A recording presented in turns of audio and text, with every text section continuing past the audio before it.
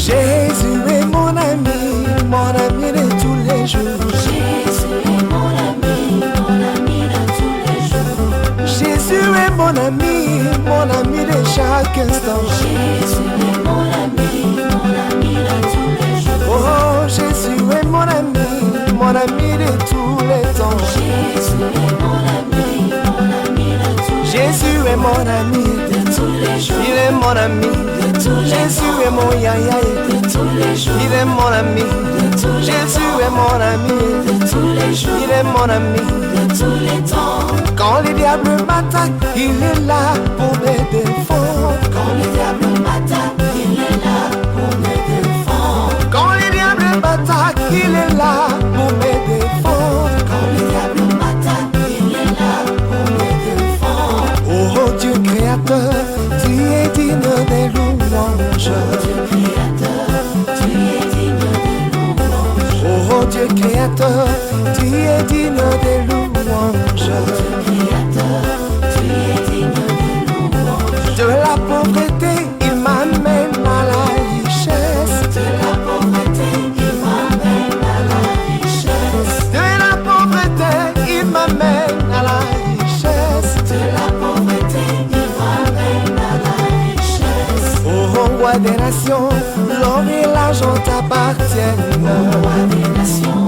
l'or et l'argent t'appartiennent. Oh roi des nations, l'or et l'argent t'appartiennent. Roi des nations, l'or et l'argent t'appartiennent. Oh loué, loué, loué, loué, loué, loué, ah, loué, loué, loué Jésus, loué, loué, loué, loué, loué le roi, loué.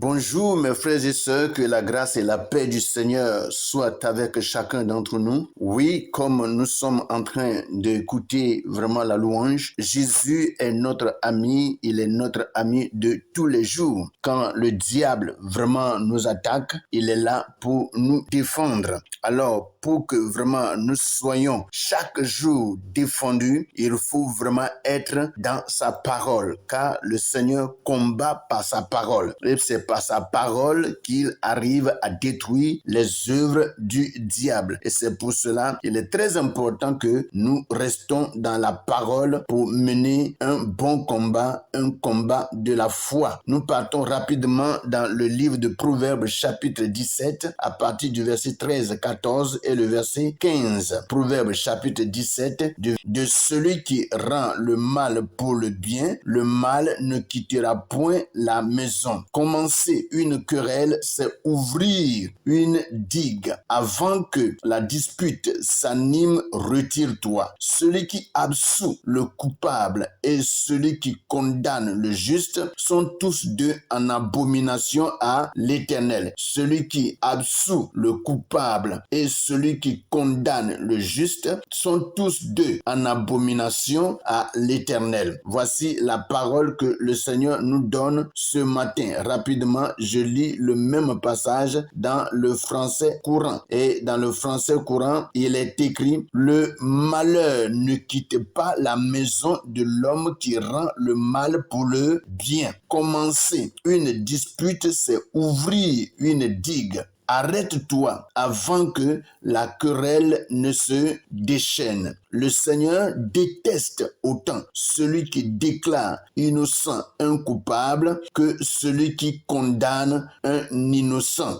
Alléluia. Voici un peu la parole que le Seigneur nous donne ce matin. Alléluia. Donc, en réalité, comme nous pouvons vraiment le voir, le Seigneur nous parle un peu de ce qui se passe actuellement ici-bas. Et nous savons tous que le monde actuel est vraiment rempli d'injustice. Le monde actuel est rempli d'injustice où on prend le mal pour le bien et le bien pour le mal. Il est dit que celui qui rend le mal pour le bien, le mal ne quittera point la maison. Vous voyez, aujourd'hui, au lieu que vraiment, quand quelqu'un te fasse le bien, que tu reconnaisses le bien qu'il t'a fait, pour le remercier et lui dire merci beaucoup pour tout ce que tu as fait pour moi, pour manifester notre reconnaissance envers ce dernier. Non, on ne le fait pas. Au lieu vraiment que nous soyons reconnaissants, nous répondons par le mal, le bien qu'on nous a fait. Vous voyez? Et c'est ce que le monde est aujourd'hui. Vous voyez? Dans ce monde actuel, il est difficile à ce que quelqu'un fasse du bien à son prochain, à ce que quelqu'un vraiment s'approche d'un frère, s'approche d'une sœur et lui fait du bien. Et à cause de cela, vous voyez, il y a vraiment le méfie. Il y a le méfie. On se méfie les uns des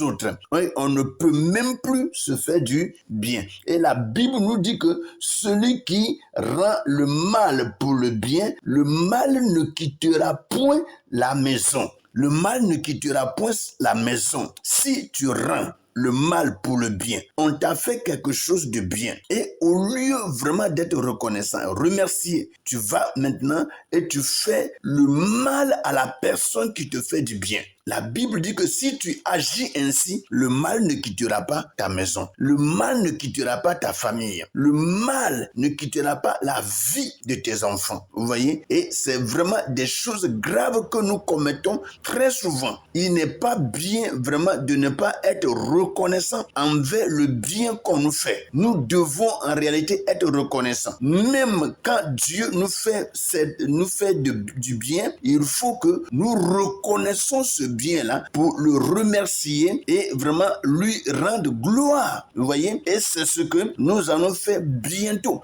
En cette fin d'année, d'ici le 31, le mardi 31, il y aura plusieurs qui seront vraiment dans les églises et passer vraiment toute la nuit devant le Seigneur en train de remercier le Seigneur. Et c'est vraiment un acte bien honoré, un acte que Dieu honore, que Dieu agrée et que vraiment, non seulement que nous devons le faire envers Dieu, mais nous devons aussi le faire envers nous-mêmes. Vous voyez, quand un frère, une sœur te fait du bien, sois reconnaissant. Sois reconnaissant et dis-lui merci. Mais ce n'est pas le cas. Ce n'est pas le cas aujourd'hui. Alors, nous prions vraiment pour que le Seigneur intervienne dans la vie de tout un chacun pour que nous parvenons vraiment à ne pas répondre, à ne pas faire le mal par le bien qu'on nous fait. Parce que si on le fait, la Bible dit clairement que le mal ne quittera point. C'est-à-dire jamais, jamais le mal ne quittera dans notre maison. Vous voyez? Donc c'est pour cela nous devons vraiment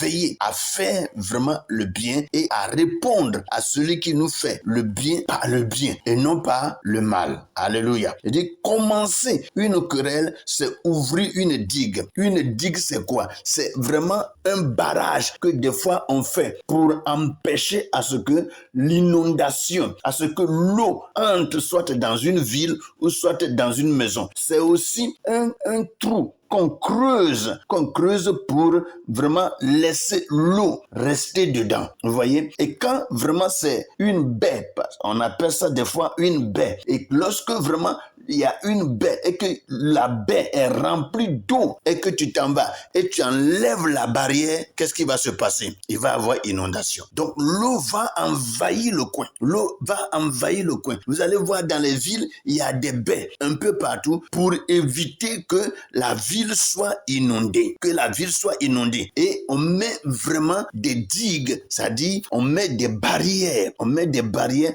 pour ne pas que l'eau qui s'entasse là-bas déborde et envahisse vraiment le quartier, soit la ville ou soit la région. Vous voyez? Et la Bible dit ici que commencer une querelle, c'est ouvrir une digue. C'est-à-dire, quand tu commences une querelle, c'est que tu t'en vas ouvrir une baie. C'est-à-dire, tu ouvres une baie qui contient de l'eau. Et lorsque tu ouvres ça, cela peut envahir toute toute la ville. Donc, quand tu commences une querelle, tu ne sais pas quand est-ce que ça va finir. On peut commencer une querelle, mais on ne sait pas quand est-ce que ça va finir. Et c'est pour cela, il n'est pas en réalité bien de déclencher des querelles parmi nous, dans la maison, dans une région, dans un quartier, vous voyez, dans une école, dans une société, dans une compagnie. Il ne faut pas déclarer de querelle. Il faut vraiment que nous évitions vraiment ces choses parce que commencer une querelle, c'est ouvrir une digue. On dit, avant que la dispute s'anime, retire-toi. Vous voyez, des fois, lorsque vraiment on est quelque part et on voit qu'il y a une querelle, une bagarre qui veut vraiment se déclencher, qu'est-ce qu'il faut faire? La Bible dit, il faut te retirer, quitte là-bas, quitte là. Il faut quitter. Lorsque tu quittes le milieu, alors tu évites la bagarre, tu évites la querelle, tu évites les troubles qui vont suivre après. Nous devons beaucoup faire attention. La Bible, en réalité, nous parle. Elle dit, commencer une querelle, c'est ouvrir une digue. Avant que la dispute s'anime, retire-toi. Mes frères, lorsque nous voyons qu'il y a de la bagarre, il y a une querelle qui va se déclencher, pour éviter à ce que nous fassions du mal, il faut vraiment qu'on se retire. Il faut s'écarter, vous voyez. Et quand tu te retires, c'est que tu as évité beaucoup de choses, vous voyez. Tu as évité beaucoup de choses, vous voyez. On dit, celui qui absout le coupable et celui qui condamne le juste sont tous deux en abomination à l'Éternel. Qu'est-ce que cela veut dire? On dit, celui qui absout le coupable, c'est-à-dire quelqu'un a fait quelque chose et tout le monde sait que c'est ce dernier qui a commis le dégât, ou soit un crime, ou soit un vol, ou soit quelque chose qui est vraiment contre la loi, quelque chose qui n'est pas naturel, que quelqu'un vraiment fait et que tout le monde condamne. Maintenant, au jugement, celui-là qu'on a reconnu être coupable, on lui dit non, lui il n'a rien fait, lui il n'a rien fait. Et maintenant, celui qui est juste, c'est-à-dire celui qui est innocent, qui n'a rien fait, c'est lui qu'on condamne, c'est lui qu'on met en prison et c'est lui qu'on enferme. Vous voyez, la corruption a fait aujourd'hui que cette manière de vivre là existe au milieu de nous. La corruption, vous allez voir qu'il va y avoir des problèmes entre deux personnes, mais si quelqu'un a un peu d'argent et qu'il va à la police et il donne un peu au commissaire, il donne un peu à la gendarmerie, au commandant de brigade, il donne un peu d'argent, vous allez voir que celui qui a fait la faute là, on va le laisser. Mais l'innocent, on va l'enfermer. C'est de l'injustice, mes frères. C'est de l'injustice. Et ces choses comme ça vraiment se pratiquent aujourd'hui au milieu de nous. Mes frères, que le Seigneur vraiment nous aide à sortir de ces choses pour que la justice soit pratiquée au milieu de tout un chacun. Dans l'église, dans la maison et un peu partout. Mes frères et sœurs, la parole de Dieu est la parole de Dieu. Alléluia. Que vraiment le Seigneur, par son esprit, par sa puissance, nous éclaire, nous enseigne et que nous parvenons à pratiquer la justice dans le nom puissant de Jésus. Je conclus dans le français courant. Il dit, le malheur ne quitte pas la maison de l'homme qui rend le mal pour le bien. L'homme qui rend le mal pour le bien. Quand tu rends le mal pour le bien, la Bible dit bien. Dieu dit que le malheur ne quittera pas ta maison. Vous voyez, si nous voulons que le mal ne soit pas dans notre maison, il faut vraiment que nous fassions tout pour ne pas commettre le mal. Que nous fassions tout pour ne pas commettre le mal, mes frères. Il dit, commencer une dispute, c'est ouvrir une digue, c'est ouvrir une baie pour que vraiment l'eau puisse envahir le coin. Vous voyez, quand nous commençons une dispute, c'est-à-dire nous allons créer une grande bagarre. C'est pour créer une grande bagarre. Et pour éviter cela, il faut vraiment arrêter cela, ou soit quitter le milieu. Vous voyez, le Seigneur déteste autant celui qui déclare l'innocent un coupable que celui qui condamne un innocent. Quand tu condamnes ou soit tu déclares un innocent coupable, Dieu dit qu'il n'est pas d'accord avec ça. Et si aussi celui qui vraiment est juste, celui qui est innocent, tu le déclares vraiment coupable, Dieu n'est pas aussi dans ça. Vous voyez, ça devient une abomination. Tu es en horreur à l'Éternel. Mes frères et sœurs, voici ce que le Seigneur nous dit ce matin. Que sa grâce, sa paix, sa puissance, son autorité soit notre partage. Soyez bénis au nom de Jésus. Amen.